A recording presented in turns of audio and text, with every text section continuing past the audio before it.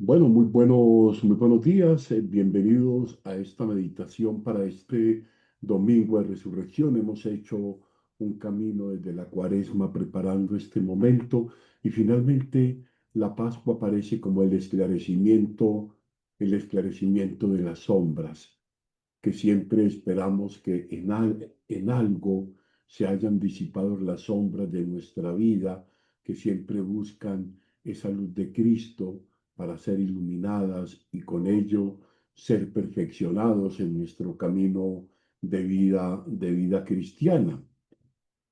Hay una frase, esta frase del Evangelio, que me parece vale la pena comentar en profundidad para adentrarnos a vivir el sentido profundo de la Pascua.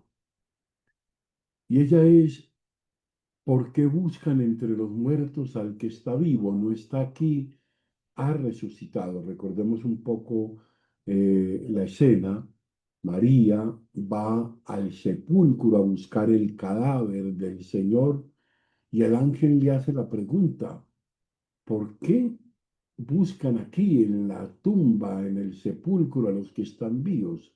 No está aquí, ha resucitado, ya hace parte de la realidad eterna en la casa del Padre, ¿no?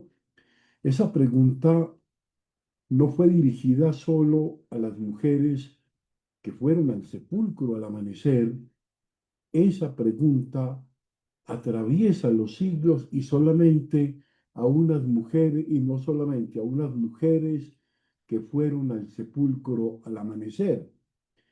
Esa pregunta nos la hace o se nos hace hoy a nosotros, que tantas veces seguimos buscando vida donde ya no hay vida, consuelo donde no hay consuelo, verdad donde solo hay ruido, amor donde solo queda uso, esperanza donde solo hay propaganda. O sea, Dios donde solo hay superstición, costumbre vacía o autoengaño. El Evangelio de Pascua no es de ninguna manera como una postal piadosa para gente sensible. Es verdaderamente una sacudida del corazón. Es una corrección amorosa, pero al mismo tiempo severa. Es como si el Señor nos dijera: deja ya de instalarte en tus sepulcros, deja de conversar con tus derrotas como si fueran tu identidad, deja de bautizar como destino lo que solo es la noche, deja de buscar entre los muertos al que está vivo. O sea, la resurrección de Cristo no es un adorno doctrinal del cristianismo, es el centro mismo de la fe, la fuente de la esperanza y el principio de una vida nueva ya desde ahora. El catecismo enseña que la resurrección de Cristo es principio y fuente de nuestra resurrección y que el resucitado vive ya en el corazón de sus fieles. El resucitado habita el corazón de los fieles. La Pascua, por tanto, no se reduce a afirmar que un día Jesús venció la muerte. Eso sería verdadero, pero insuficiente. La Pascua proclama algo más hondo, profundo y al mismo tiempo incómodo: que Cristo vivo desenmascara todas nuestras falsas búsquedas. Y aquí conviene detenerse, porque la pregunta del ángel, fíjense ustedes, no acusa la mala intención de aquellas mujeres, acusa algo más sutil, acusa una lógica vencida. O sea, ellas aman a Jesús, pero fueron al sepulcro.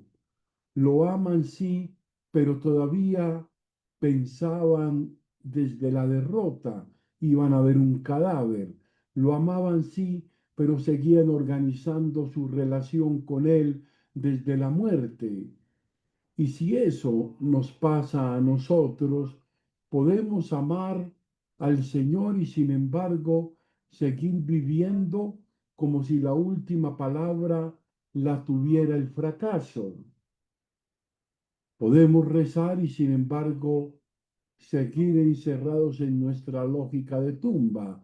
Podemos ir a misa y sin embargo seguir buscando seguridad en nuestros miedos viejos. Podemos decir Cristo resucitó y seguir buscando seguridad en en nuestras, en nuestras autojustificaciones, ¿no? Yo creo que son preguntas de fondo. Por eso la Pascua no solo consuela, la Pascua cuestiona, la Pascua quiere que nos avivemos interiormente, ¿no? Que nos avive un poco en nuestra historia, en nuestra tristeza, como, como si el Señor no estuviera ahí, siempre está allí. Por eso la Pascua no solo consuela, también desinstala. El Papa Francisco de Memoria Feliz explicó justamente este pasaje diciendo que esa pregunta, ¿por qué buscan entre los muertos al que está vivo?, nos ayuda a vencer la tentación de volver siempre a lo de ayer, a lo ya cerrado, a lo sepultado, y nos empuja hacia el futuro de Dios. Esta pregunta nos desinstala de querer estar dándole vueltas a lo mismo siempre y en cada momento. San Agustín, con la lucidez que lo caracterizaba, resumía la Pascua en una frase: la resurrección del Señor es nuestra esperanza. Y en otro lugar, con sobriedad, pero al mismo audacia creyente, enseña que si temes la muerte, ames la resurrección. La Iglesia ha retomado estas palabras precisamente para anunciar que el resucitado no viene a darnos una evasión sentimental, sino la esperanza frente al mal, el sufrimiento y la muerte. La resurrección no niega la vida, la atraviesa. La resurrección no borra el peso de la cruz, lo transfigura, no maquilla el dolor humano, lo visita desde dentro y lo abre a una nueva perspectiva. Pero conviene decirlo, hoy hay muchas formas de muerte que no pasan por el cementerio. Esta afirmación es importante. Muchas formas de muerte que no pasan por el cementerio. Hay muertes que caminan, sonríen, trabajan, publican, consumen, opinan, viajan y hasta aparentan éxito. Hay muertos en vida, hay corazones funcionales, pero sin gozo. Hay conciencias despiertas, pero la eficacia y dormidas, pero dormidas a la eficacia y a la verdad. Hay biografías saturadas de estímulos y vacías de sentido. Hay personas que ya no esperan nada grande de sí mismas. Hay jóvenes que se ríen fuerte para no llorar en silencio. Hay adultos que cumplen con todo menos con su alma. Hay creyentes que han conservado la costumbre religiosa, pero han perdido el temblor interior a Dios. Y entonces la Pascua entra como fuego, porque Cristo resucitado no viene simplemente a prometer una vida futura, viene a resucitar para que en nosotros se esté, para que en nosotros no se esté pudriendo. Esto es bien interesante, y en resignación en sí mismo y en culpa, o en desesperanza o en indiferencia. Fíjate que esto es interesante, viene a resucitar lo que parece estar muerto. El catecismo afirma con claridad que así como Cristo ha resucitado verdaderamente y vive para siempre, también nosotros estamos llamados a vivir en Él y participar de su vida nueva. Esa afirmación no es evasión, es la base más seria para mirar nuestra existencia de otro modo. Miremos entonces, y les invito a que lo hagamos con serenidad y con paz interior y revisando de un modo profundo la vida. Miremos algunas muertes de hoy. La primera es la muerte interior de la persona. Muere la persona cuando pierde la capacidad de admirarse. Muere por dentro cuando ya no distingue entre lo útil y lo valioso. Muere cuando todo lo mide el rendimiento, la aprobación por imagen o por consumo. Muere cuando dice yo soy así, no como humilde aceptación de su límite, sino como excusa para no convertirse. Muere cuando reemplaza la verdad por la narrativa incómoda, por una narrativa cómoda, perdón, la conciencia por la justificación, la libertad por el impulso. Y esta es una muerte silenciosa porque no siempre hace ruido. Aquí la Pascua dice, no busquen la vida en la autoprotección, ni la paz en la anestesia, ni el descanso en el templo infinito. Cristo no está en el sepulcro de, de tus mecanismos de defensa. Está vivo, porque está vivo puede sacarte de la cueva donde te escondiste para no sufrir más.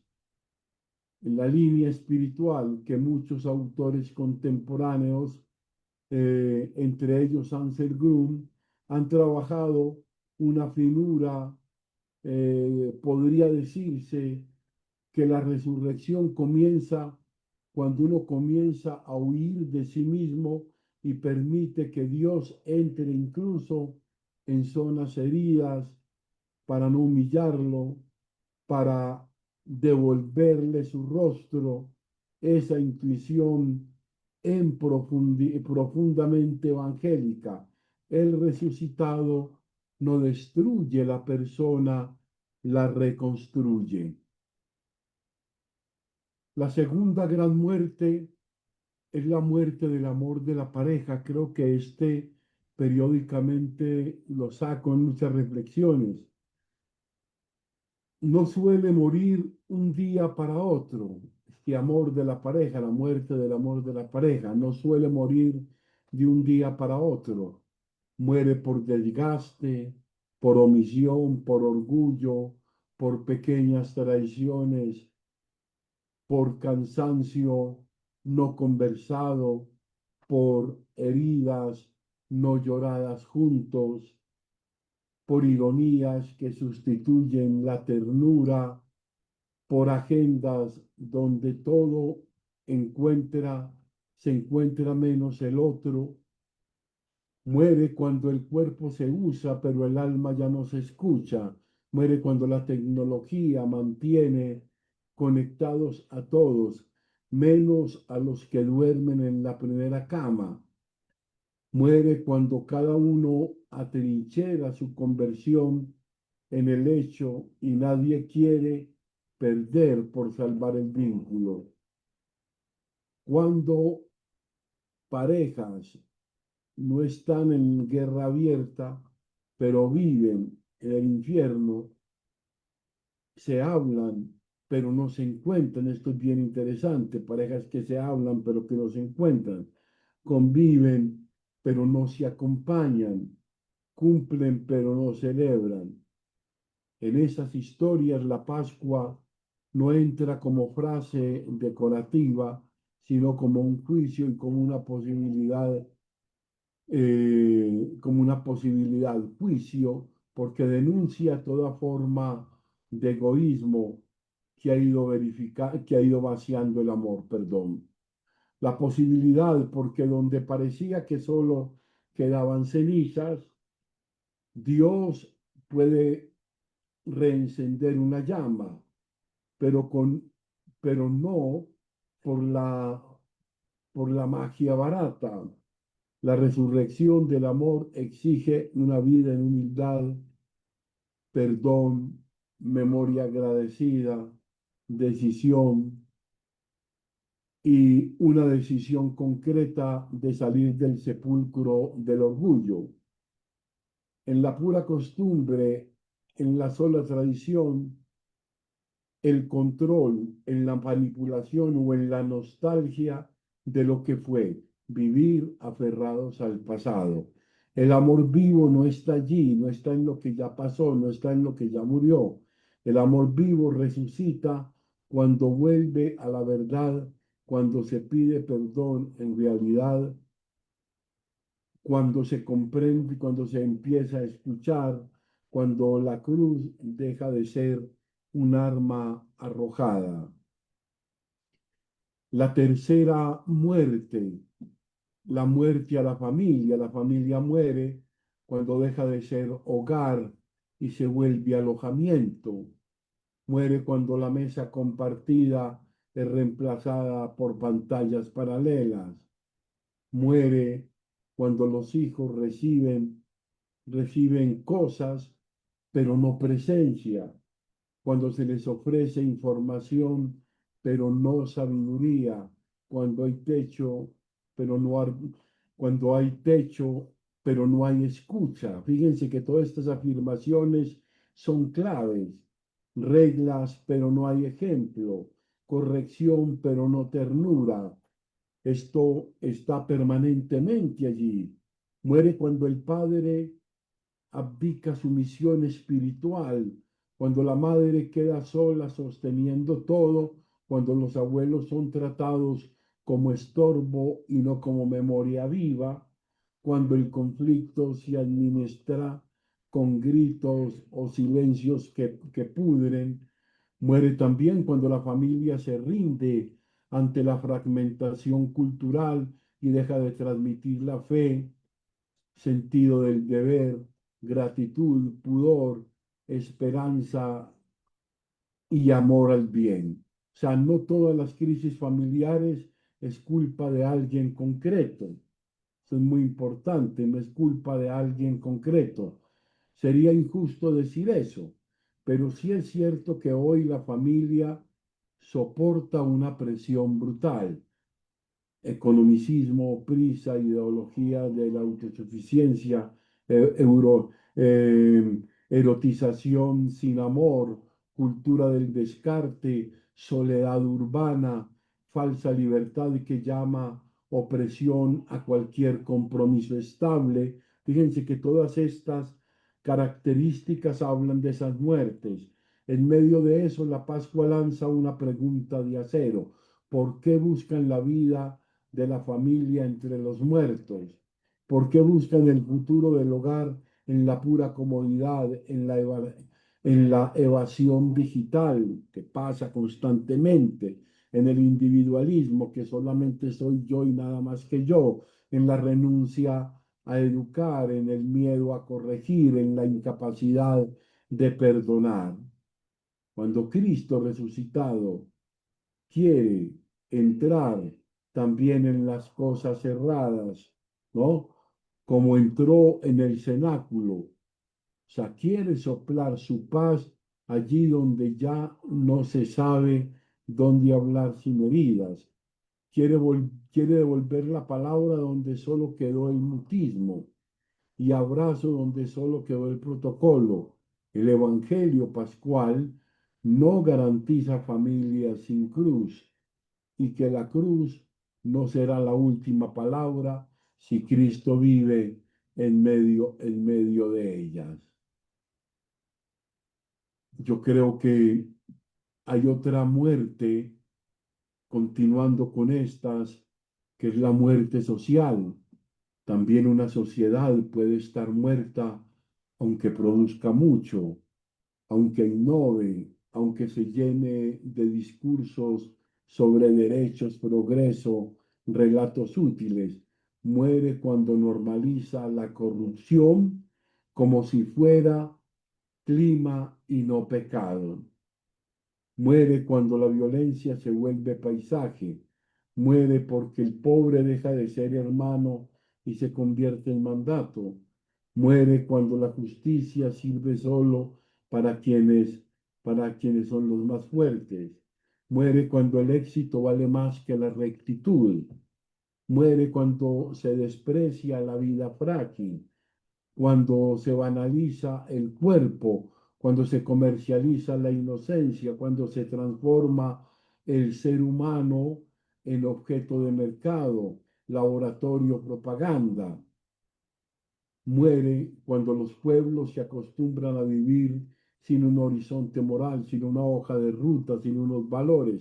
Y lo más grave, una sociedad muerta suele llamarse a sí misma libre, porque ha permitido incluso el criterio para diagnosticar su propia enfermedad. Yo creo que hoy es afirmar que el mal, en todas esas caracterizaciones que hemos dicho, el mal no tiene la soberanía eterna. Es afirmar que cada vez que una conciencia despierta, que alguien rehúsa a venderse, que cada vez que un hombre o una mujer elige la verdad a costa de sí mismo, ya está interrumpiendo la potencia del resucitado. La esperanza cristiana no es optimismo ingenuo. La esperanza cristiana es una forma de combate.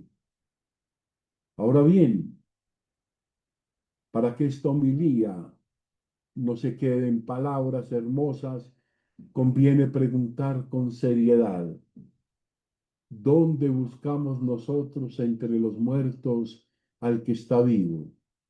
Lo buscamos entre los muertos cuando esperamos que nos salve aquello que ya demostró que nos salva, cuando volvemos una y otra vez a los mismos perezosos espirituales, cuando buscamos la identidad en la aprobación ajena, cuando buscamos el descanso en vicios que nos vacían, cuando buscamos seguridad en el control excesivo, ¿no?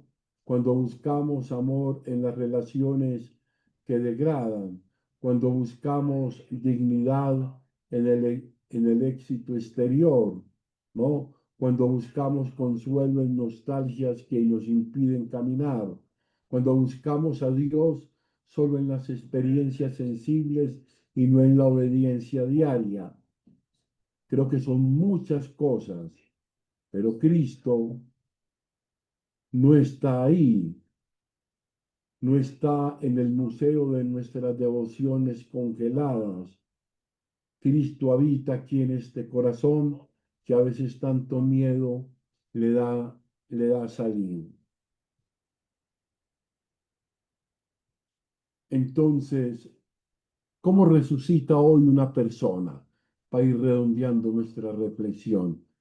Resucita cuando vuelve a la verdad sin justificarse, cuando deja de narrarse como una víctima permanente, cuando se atreve a pedir ayuda, cuando reza aunque no sienta nada, cuando rompe con el pecado que le roba el alma, cuando vuelve a la confesión no por costumbre, sino por hambre de limpieza, cuando redescubre la palabra de Dios no como una frase bonita, sino como una lámpara. Y así, de igual manera, resucita en la pareja, cuando ambos dejan de pedir al otro lo que solo Dios puede dar y desde esa libertad nueva empiezan a amarse mejor. ¿Y cómo resucita en la familia? Resucita cuando vuelve a ver mesa, escucha, tiempo, bendición, memoria.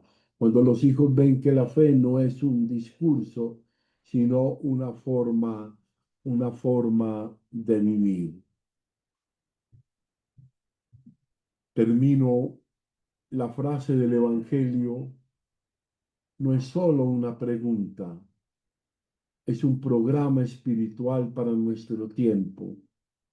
En un mundo que conversa demasiado con la muerte, muerte de la verdad, del vínculo, de la interioridad, de la conciencia y de la esperanza, los cristianos estamos llamados a vivir de otra manera, no con superficial alegría, sino con profundidad pascual, no negando el dolor, esto ya lo hemos dicho muchas veces, sino atravesándolo con una esperanza mayor, no fingiendo lo que va bien, sino confesando que Cristo vive y que por eso nada está definitivamente perdido si se pone todo en sus manos. La resurrección, para terminar, del Señor no elimina del golpe nuestras noches, pero impide que las confundamos con el destino final.